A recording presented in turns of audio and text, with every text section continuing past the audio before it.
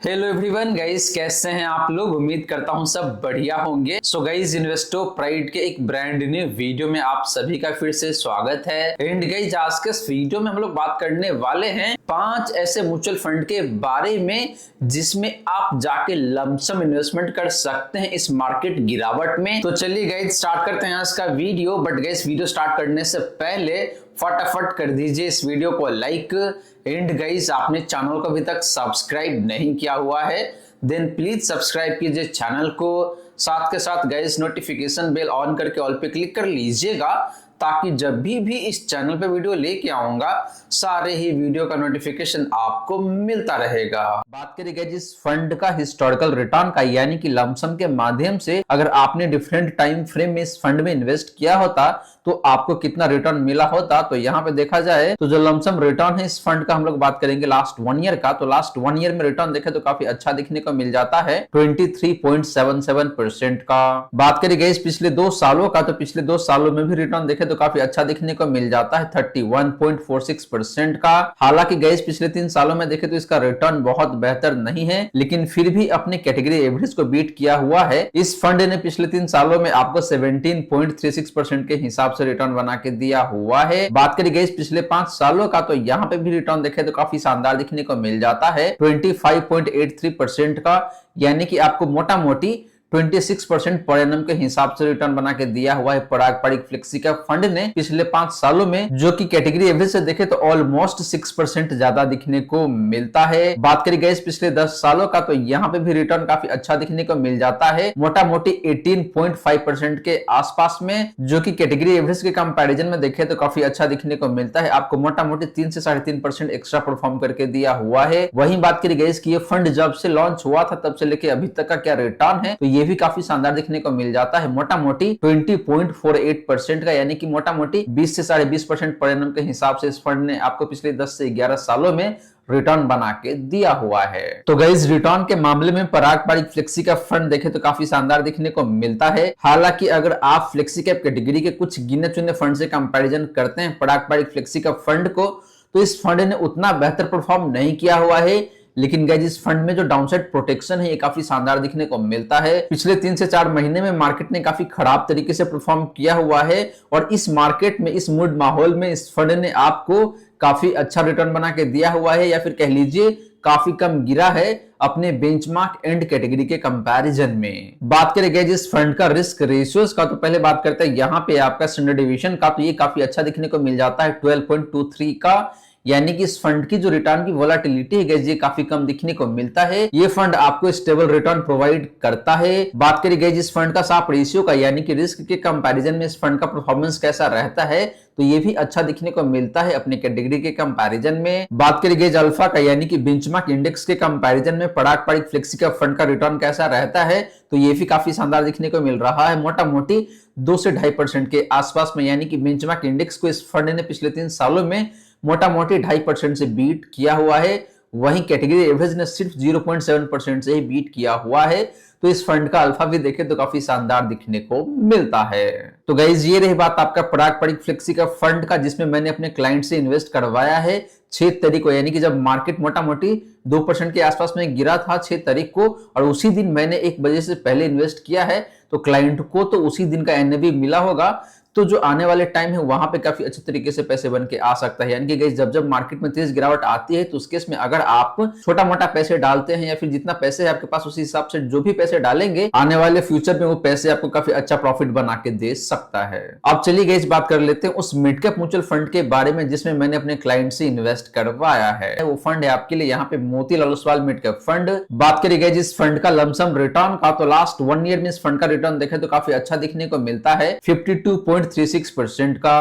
पिछले 2 सालों में देखे तो यहाँ पे भी रिटर्न काफी अच्छा है दिखने को मिल जाता है मोर देन 50% का, जो कि देखे तो कैटेगरी के कंपैरिजन में दोनों टाइम फ्रेम में काफी अच्छा रिटर्न दिखने को मिलता है। बात करें गाइस पिछले 3 सालों का तो यहाँ पे भी रिटर्न काफी अच्छा ही दिखने को मिल जाता है 34.7% का। पिछले 5 सालों का रिटर्न की बात करें गाइस तो ये भी काफी शानदार दिखने को मिल जाता है 34.77% का। वहीं बात करें गाइस पिछले 10 सालों का तो यहाँ पे भी रिटर्न काफी शानदार दिखने को मिलता है 21.8% का। एंड बात करें गाइस कि भाई ये फंड जब से लॉन्च हुआ था तब से लेके अभी तक का परफॉर्मेंस कैसा है, तो ये भी काफी शानदार दिखने को मिलता है 26.24% का। तो गाइस परफॉर्मेंस के मामले में Motilal Oswal mid cap fund ने अपने कैटेगरी में सबसे बेहतरीन तरीके से परफॉर्म किया हुआ है और हर एक टाइम फ्रेम में अपने benchmark index as well as category average दोनों को ही काफी अच्छे खासे मार्जिन से बीट किया हुआ है। और गाइस आपको बता दूं कि इस फंड में मैंने पर्सनली भी इन्वेस्ट किया हुआ है, तो यहाँ पे एक स्टैंडर्ड डिस्क्लोजर में आपको दे दूं या फिर डिस्क्लेमर दे दूं कि भाई आप अपना डिसीजन खुद लीजिएगा,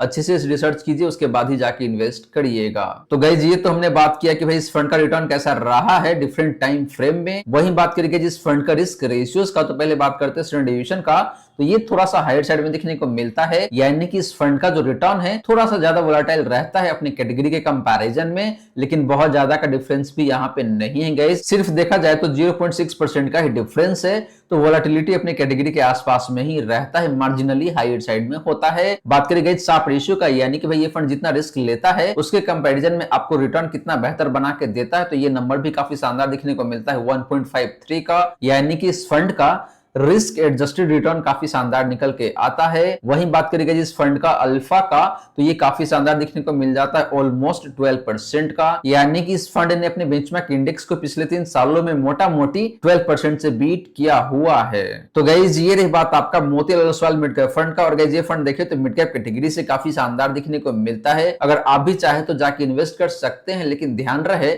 इन्वेस्ट करने से पहले आपको खुद भी अपना रिसर्च कर लेना चाहिए और अपने फाइनेंशियल एडवाइजर से भी कंसल्ट कर लेना चाहिए। अब चलिए गाइस बात कर लेते हैं एक ऐसे म्यूचुअल फंड के बारे में जो कि देखें तो काफी नया है बट काफी यूनिक है, और मुझे उम्मीद है कि भाई आने वाले टाइम में ये फंड आपको बेहद ही शानदार तरीके से पैसे बना के दे सकता है। तो गाइस तीसरा म्यूचुअल फंड है, वो फंड है आपका यहाँ पे एसबीआई क्वांट फंड। और गाइस एसबीआई क्वांट फंड पे मैंने काफी डिटेल में एक वीडियो बनाया है जहां पे काफी बेहतरीन तरीके से मैंने एक्सप्लेन किया था कि भाई ये फंड कैसा है और किसके लिए काफी शानदार हो सकता है और आने वाले टाइम में आपको किस तरीके से पैसे बना के दे सकता है। तो गाइस उस वीडियो का लिंक आपको मैं आई बटन में दे दूंगा, तो आप जाके उस वीडियो को भी देख सकते हैं इस वीडियो को देखने के बाद। तो फ्रेंड्स एसबीआई क्वांट फंड का तो यहाँ पे कोई डेटा अपने पास अभी है नहीं, क्योंकि ये फंड देखा जाए तो लॉन्च ही हुआ था आपका शायद इसी महीने के 1-2 तारीख को ये फंड लिस्ट हुआ था और अभी मार्केट में अवेलेबल है इन्वेस्ट करने के लिए, अगर आप चाहे तो जाके इन्वेस्ट कर सकते हैं। तो गाइस यहाँ पे डेटा तो नहीं है, लेकिन हम लोग बात करते हैं कि भाई ये फंड किस तरीके का है, कैसा फंड है। तो गाइस नाम से आपको पता चल रहा है कि भाई एसबीआई एक क्वांटिटेटिव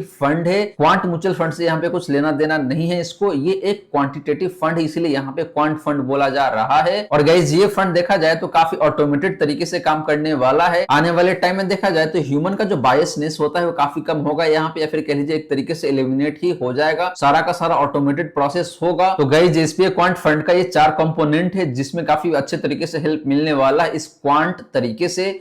तो यहाँ पे देखा जाए तो पहला पॉइंट है आपका डिसीजन मेकिंग, यानी कि इस फंड का जो डिसीजन मेकिंग है कैसा होगा, तो ये होगा आपका rule based eliminating human biasness, यानी कि यहाँ पे देखा जाए तो एक सर्टेन रूल को फ्रेम कर दिया जाएगा और उस रूल के बेसिस पे ही इन्वेस्टमेंट होगा या फिर डिसीजन लिया जाएगा। सेकंड पॉइंट है आपका डाइवर्सिफिकेशन का, तो यहाँ पे बोला जा रहा है कि भाई डाइवर्सिफाइज अक्रॉस मल्टीपल रिस्क फैक्टर, तो जो डिफरेंट रिस्क फैक्टर है वहां पे डाइवर्सिफिकेशन होगा इसके पोर्टफोलियो का। बात करें गाइस रिस्क मैनेजमेंट का, तो यहाँ पे जो पीरियोडिक रिबैलेंसिंग है ये बेस्ड होगा आपका बिल्ट इन रिस्क ड्राइवर पे, यानी कि जो डिफरेंट ड्राइवर है उसके बेसिस पे रिस्क मैनेजमेंट होगा, या फिर यूं कह लीजिए कि जो पोर्टफोलियो का रिबैलेंसिंग है ये होगा आपका बिल्ट इन रिस्क ड्राइवर के बेसिस पे। बात करेगा इन्वेस्टमेंट स्टाइल का, यानी कि इस फंड का जो पोर्टफोलियो कंस्ट्रक्शन है ये किस तरीके से होने वाला है, तो यहाँ पे देखा जाए तो जो टारगेटेड फैक्टर टिल्ट है उसको यूज करके इस फंड का जो पोर्टफोलियो है उसको कंस्ट्रक्ट किया जाएगा। तो पोर्टफोलियो कंस्ट्रक्शन देखे तो काफी ऑटोमेटेड होने वाला है, या फिर यूं कह लीजिए कि भाई इस फंड का जो भी रूल है उस रूल में जो जो सेक्टर यहाँ पे फॉल करेगा या फिर जो जो स्टॉक फॉल करेगा उसको ही या फिर उसमें ही इन्वेस्ट किया जाएगा। वहीं बात करें गाइस कि इस फंड का जो पोर्टफोलियो कंस्ट्रक्शन है वो किस तरीके से होने वाला है और किस कंपोनेंट के इर्द गिर्द होने वाला है, तो यहाँ पे 4 कंपोनेंट कंपोनेंट है, पहला कंपोनेंट है आपका मोमेंटम का, दूसरा कंपोनेंट है आपका ग्रोथ का, तीसरा कंपोनेंट है आपका क्वालिटी का एंड चौथा कंपोनेंट है यहाँ पे आपका वैल्यू का। तो इन चार पैरामीटर पे जो जो स्टॉक्स फॉल करेगा या फिर जो जो सेक्टर फॉल करेगा या फिर उसमें आएगा उसी में जाके इन्वेस्ट करेंगे ये पर्टिकुलर म्यूचुअल फंड। तो पहले बात करेंगे इस मोमेंटम का। तो मोमेंटम में यहाँ पे आता है कि भाई नियर या फिर लॉन्ग टर्म प्राइस जो है उसको देखा जाएगा, लॉन्ग टर्म प्राइस परफॉर्मेंस को देखा जाएगा और 52 वीक हाई लो है उसको भी कंपैरिजन किया जाएगा, इसके बेसिस पे इन्वेस्टमेंट होगा। सेकंड कंपोनेंट है आपका ग्रोथ का, यानी कि जो अर्निंग ग्रोथ है वो कैसा है, अर्निंग रिवीजन कैसा है कंपनी का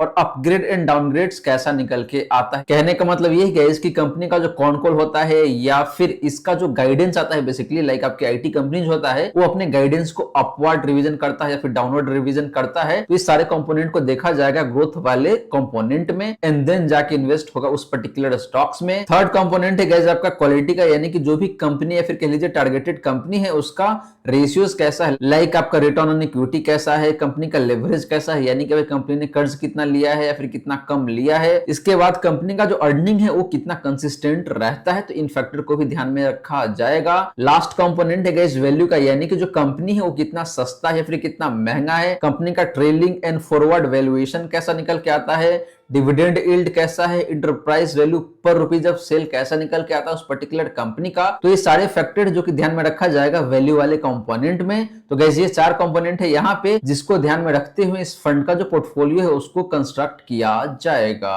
तो गाइस ये कुछ रीजन है जिसकी वजह से मुझे लगता है कि भाई एसबीआई क्वांट फंड आने वाले टाइम में आपको काफी बेहतरीन तरीके से पैसे बना के दे सकता है। अब चलिए गाइस बात कर लेते हैं उस स्मॉल कैप फंड के बारे में जो कि आपके लिए बेहद ही शानदार हो सकता है आने वाले टाइम में। तो गाइस स्मॉल कैप कैटेगरी से मैंने यहाँ पे बंधन स्मॉल कैप फंड को चूज करा हुआ है। बात करेंगे जिस फंड का रिटर्न का, तो लास्ट 1 ईयर में इस फंड ने आपको काफी अच्छे तरीके से पैसे बना के दिया हुआ है 39.16% का, जो कि देखे तो अपने कैटेगरी में काफी शानदार देखने को मिलता है। जितने भी नामी गिरामी फंड है स्मॉल कैप कैटेगरी का, लाइक आपका Nippon small cap fund, Quant small cap fund, SBI small cap fund, Axis small cap fund या फिर आपका Kotak small cap fund, Tata small cap fund, इन सबसे बेहतर परफॉर्मेंस है बंधन स्मॉल कैप फंड का लास्ट के 1 ईयर में। बात करेंगे पिछले 2 सालों का रिटर्न का, तो यहाँ पे भी रिटर्न काफी अच्छा दिखने को मिलता है 49.87% का। पिछले 3 सालों में देखें तो हालांकि सभी फंड का परफॉर्मेंस खराब है स्मॉल कैप कैटेगरी से और इस फंड का भी रिटर्न कम है, लेकिन अपनी कैटेगरी से बेहतर दिखने को मिलता है मोटा मोटी 28% के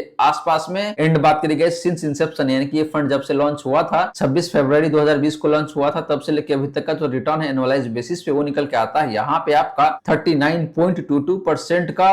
तो अक्रॉस द टाइम फ्रेम इस फंड का जो रिटर्न है गाइस काफी शानदार दिखने को मिलता है। और अच्छी बात यहाँ पे ये कि भाई इस फंड में लमसम भी अलाउड है और आने वाले टाइम में मुझे उम्मीद है कि ये फंड काफी अच्छा करने वाला है। वहीं बात करी गई जिस फंड का रिस्क रेशियोज का, तो पहले बात स्टैंडर्ड डेविएशन का, तो वो है यहाँ पे आपका 15.81 का, जो कि अगेन देखे तो थोड़ा सा हाइट साइड में देखने को मिलता है, लेकिन अपनी कैटेगरी एवरेज से बहुत ज्यादा नहीं है। तो ठीक है, इस फंड का स्टैंडर्ड डेविएशन यहाँ पे वोलेटिलिटी थोड़ा सा हाइट साइड में जरूर है, लेकिन बहुत ज्यादा नहीं है। बात करेंगे शार्प रेशियो का, तो इस फंड का जो शार्प रेशियो है ये भी काफी अच्छा देखने को मिल जाता है 1.15 का, यानी कि ये फंड जितना रिस्क लेता है उसके कंपैरिजन में आपको रिटर्न बेहतर बना के देता है। एंड लास्टली बात करेंगे अल्फा का, तो इस फंड का जो अल्फा ये भी काफी शानदार देखने को मिल जाता है 12.61% का, यानी कि पिछले 3 सालों में इस फंड ने अपने बेंचमार्क इंडेक्स को मोटा मोटी 12.5% से बीट किया हुआ है। एंड कैटेगरी एवरेज ने सिर्फ देखे तो 3.5% से ही बीट किया है अपने बेंचमार्क इंडेक्स को। तो गाइस बंधन स्मॉल कैप फंड का जो परफॉर्मेंस है अक्रॉस द टाइम फ्रेम वो काफी शानदार दिखने को मिल जाता है। एंड इस फंड का जो रिस्क रेशियोज है ये भी काफी बेहतरीन दिखने को मिलता है।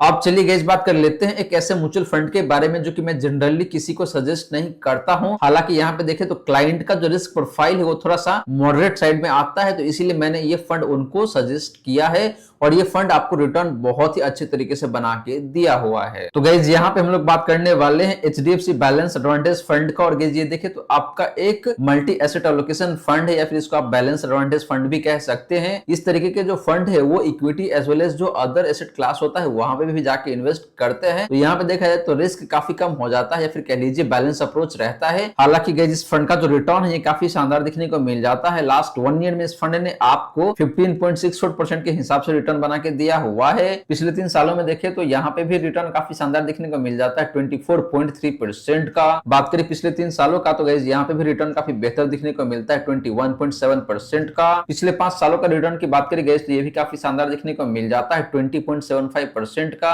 एंड बात करें गाइस पिछले 10 सालों का तो यहाँ पे भी रिटर्न काफी शानदार देखने को मिल जाता है 15.12% का। तो guys HDFC balance advantage fund pure equity fund नहीं है, इसके बावजूद भी इस फंड का जो रिटर्न है बेहद ही शानदार दिखने को मिलता है और मुझे उम्मीद है कि भाई आने वाले टाइम में ये फंड आपको अगेन काफी बेहतरीन तरीके से पैसे बना के दे सकता है। तो गाइस ये भी एक रीजन है जिसकी वजह से मैंने अपने क्लाइंट को इस फंड में इन्वेस्ट करवाया है। वहीं बात करेंगे जिस फंड का रिस्क रेशियोज का तो पहले बात करते हैं स्टैंडर्ड डेविएशन का, तो यहाँ पे है आपका 9.78 का, जो कि देखा जाए तो कैटेगरी से थोड़ा सा ज्यादा देखने को मिलता है, यानी कि इस फंड का जो रिटर्न है थोड़ा सा ज्यादा वोलेटाइल रहता है अपने कैटेगरी के कंपैरिजन में। बात करें इस फंड का शार्प रेशियो का तो ये बेहतर दिखने को मिलता है 1.36 का, यानी कि ये फंड जितना रिस्क लेता है उसके कंपैरिजन में आपको रिटर्न काफी बेहतरीन तरीके से बना के देता है। एंड लास्टली बात करेंगे जिस फंड का अल्फा का तो ये काफी शानदार दिखने को मिलता है 9.42% का, यानी कि इस फंड ने पिछले 3 सालों में अपने बेंचमार्क इंडेक्स को मोटा मोटी 9.5% से बीट किया हुआ है, जो कि काफी शानदार नंबर है। एंड जो कैटेगरी एवरेज है ये मोटा मोटी 1% से बीट किया हुआ है अपने बेंचमार्क इंडेक्स को पिछले 3 सालों में। तो गाइस ओवरऑल देखिए तो एचडीएफसी बैलेंस एडवांटेज फंड काफी शानदार निकल के आ रहा है यहाँ पे